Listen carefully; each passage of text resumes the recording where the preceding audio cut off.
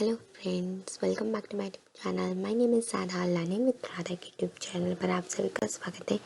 आज के इस वीडियो में हम लोग करने जा रहे हैं पठन अभियान की गतिविधि पत्रक 5-10 जो कि कक्षा 6 से 8वीं तक के लिए है, जिसका दिनांक है 28 फरवरी 2022। विद्यार्थी अपना नाम यहाँ लिख लेंगे, शिक्षक शिक्षिका का नाम यहाँ लिख लेंगे। तो आज की आपकी गतिविधि पत्रक 35 को शुरू करते हैं। तो इसका सब्जेक्ट है आपका हिंदी। तो इट मीन्स कि आपको इसे अपनी हिंदी की कॉपी में करना है, या फिर अगर आपने रीडिंग कैंपेन की अलग से नोटबुक बनाई है तो आप उसमें इसको कर लीजिएगा। तो चलिए स्टार्ट करते हैं। आज हम, जैसा हमें पता है कि हमारी जो रीडिंग कैंपेन की वर्कशीट होती है उसमें हमें एक स्टोरी दी जाती है जैसे हमें रीड करना होता है, और फिर नीचे कुछ क्वेश्चन दिए जाते हैं जिन्हें हमें सॉल्व करना होता है। वहाँ पर एक ऐसी ही कहानी दी गई है, और ये कहानी है कोलंबिया देश की एक कहानी है। तो चलिए इस कोलंबिया देश की जो कहानी है इसको हम लोग रीड करते हैं। नया बोला गया, कोलंबिया के घने जंगलों में एक आदमी रहता था जिसे किताबों से बहुत प्यार था। उसका नाम था लुइस। जैसे ही एक किताब खत्म होती वो छत से दूसरी पुस्तक घर ले आता। जल्द ही उसका पूरा घर किताबों से भर गया। उसकी पत्नी डायना उस पर बहुत गुस्सा करती। इतनी किताबों का हम क्या करेंगे? क्या उन्हें भात के साथ खाएंगे? तो देखिए, ये कोलंबिया देश की कहानी है। कोलंबिया के घने जंगलों में एक आदमी रहता था जिसे की किताबों से बहुत ही प्यार था, और उसका नाम था लुइस। तो लुइस की जैसी किताब ख़त्म होती थी वो पढ़ लेता था, तो झट से दूसरी किताब ले आता था। ऐसी किताबें पढ़ते पढ़ते उसका जो पूरा घर है वो किताबों से भर गया था। और लुइस की पत्नी थी डायना। तो डायना जो थी वो उस पर बहुत गुस्सा हुई कि इन किताबों का हम लोग क्या करेंगे, इनको हम लोग भात मतलब कि चावल के साथ खाएंगे। लुइस बहुत देर तक सोचता रहा। फिर उसके दिमाग में एक विचार आया, मैं इन किताबों को पहाड़ियों के उस पार उन लोगों के लिए ले जाऊंगा जिनके पास कोई किताब नहीं है। तो लुइस जो था वो बहुत देर तक सोचता रहा। उसके दिमाग में एक विचार आया कि वो इन किताबों को पहाड़ी जो है उसके उस पार लेके जाएगा जिन लोगों के पास कोई किताब ही नहीं है। एक गधे पर मैं किताबें ला दूंगा और दूसरे पर खुद सवार हो जाऊंगा। फिर लुइस ने 2 हट्टे कट्टे गधे खरीदे। उनके नाम थे अल्फा और बीटा। तो फिर लुइस सोचने लगा कि एक गधे पर तो मैं खुद बैठ जाऊंगा, मतलब कि एक गधे पे मैं किताबें ला दूंगा और दूसरे गधे पे मैं खुद सवार हो जाऊंगा।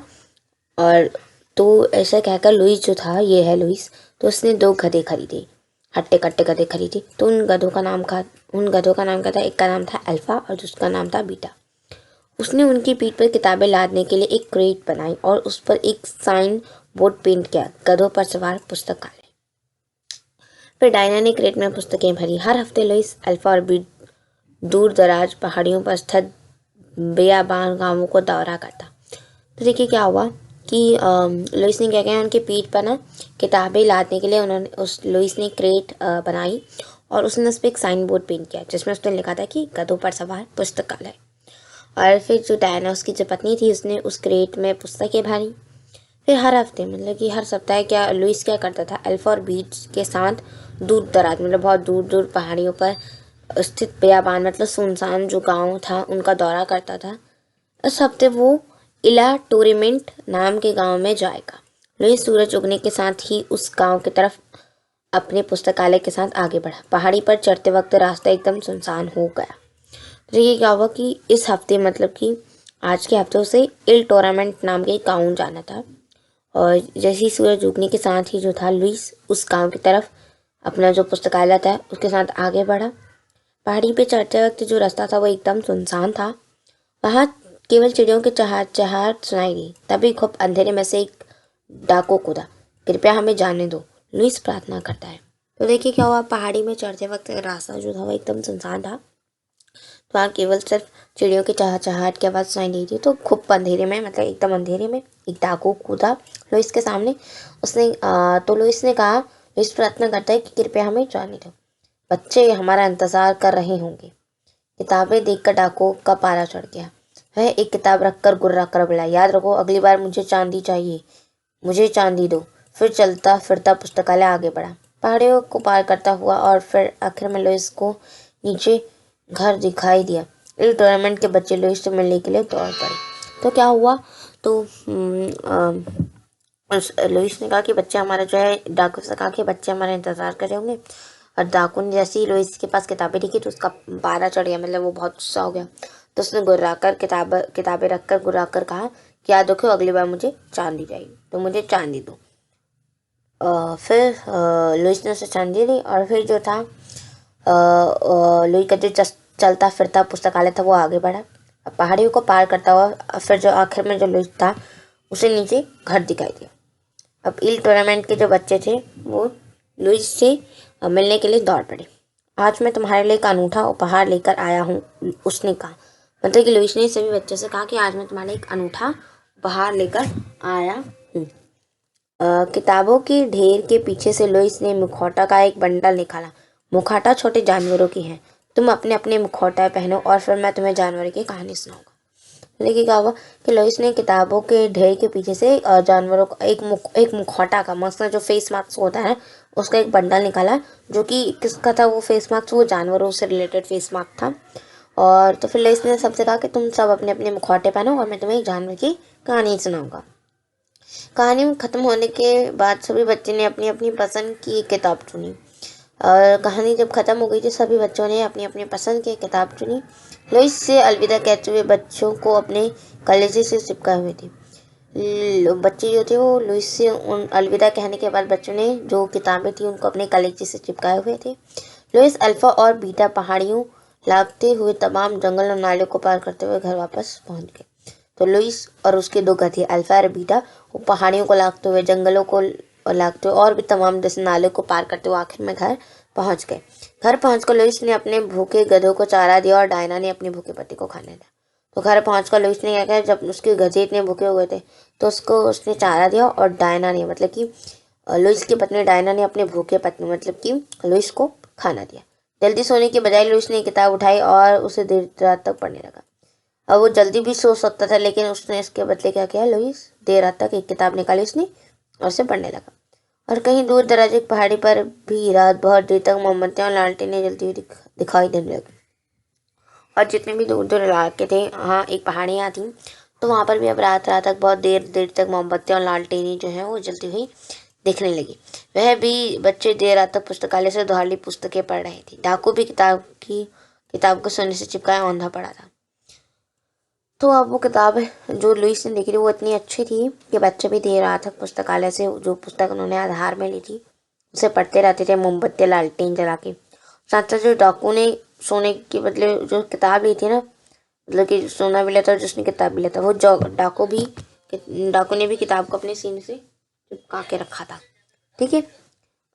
तो इस कहानी के लेखक है जेंटिन विंटर और इस कहानी का अनुवाद किया है अरविंद गुप्ता जी ने। तो इस कहानी में हमारे 3 क्वेश्चन है तो तीनों क्वेश्चन को फटाफट देख लेते हैं। पहला क्वेश्चन है, इस कहानी का कौन सा पात्र आपको सबसे अच्छा लगा और क्यों? उसकी किन्हीं 5 विशेषताओं के बारे में हमें लिखना है।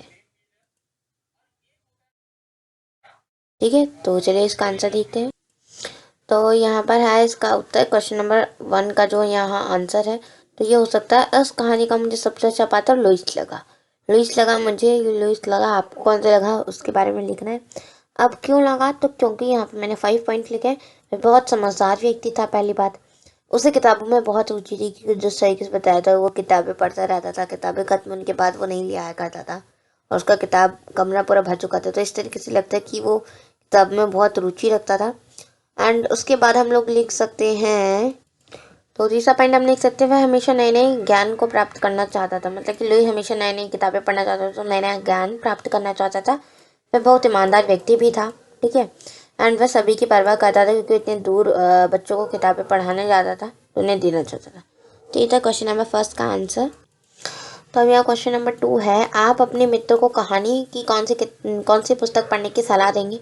उस पुस्तक के किन्हीं 3 विशेषताओं के बारे में लिखिए। तो आप अपने मित्र को कौन सी कहानी की पुस्तक पढ़ने की सलाह देंगे? तो उस पुस्तक की किन्हीं 3 विशेषताओं के बारे में लिखना है। तो चलिए देखते हैं क्वेश्चन नंबर 2 का आंसर। तो ये जो मैंने लिखा है ये सभी बच्चे लिख सकते हैं। हम अपने मित्र को पंचतंत्र की कहानी पढ़ने की सलाह देंगे क्योंकि पंचतंत्र ही ज़्यादा अच्छी होती है। तो पंचतंत्र की किताब बहुत रोचक होती है। इनसे हमें नैतिक शिक्षा मिलती है। यह पुस्तक बहुत ज्ञानवर्धक होती है। तो ये हमारे 3 पॉइंट्स हो जाएंगे एंड ये हो जाएगा हमारा क्वेश्चन नंबर 2 का आंसर। नाउ अब हम देखते हैं क्वेश्चन नंबर 3 का आंसर। तो ये रहा हमारा क्वेश्चन नंबर 3। क्वेश्चन नंबर 3 है हमारा, अपनी कक्षा में समूह बनाकर किसी भी रोचक कहानी को चुनिए। उस कहानी के पात्रों के अनुसार मुखौटा तैयार कीजिए तथा कहानी को कक्षा में रोल प्ले के माध्यम से प्रस्तुत कीजिए। तो आपको अपने क्लास में किसी फ्रेंड का 3-4 फ्रेंड्स का ग्रुप बना लीजिए और कोई भी एक रोचक कहानी को चुनिए। फिर उस कहानी के अनुसार जो भी जानवर हैं, जो भी इंसान है, उनके मुखौटे, उनका फेस मास्क तैयार कीजिए और फिर अपनी कक्षा में एक रोल प्ले कीजिए। ठीक है, तो ये क्वेश्चन नंबर 3 तो खुद ही से करना है। तो यहाँ पर हमारे 3 ही क्वेश्चंस थे हमारी वर्कशीट में। और कोविड के संदर्भ में जो व्यवहार संबंधित से भी ये संदेश है, 2 गज अथवा 6 फीट की शारीरिक दूरी का पालन करें। अगर आपको मेरी वीडियो पसंद आ रही तो वीडियो को लाइक कीजिए, कमेंट भी कीजिए एंड शेयर भी कीजिए अपने फ्रेंड्स में, एंड मेरे चैनल लर्निंग विद राधा को सब्सक्राइब कर लीजिए। Thanks for watching my video.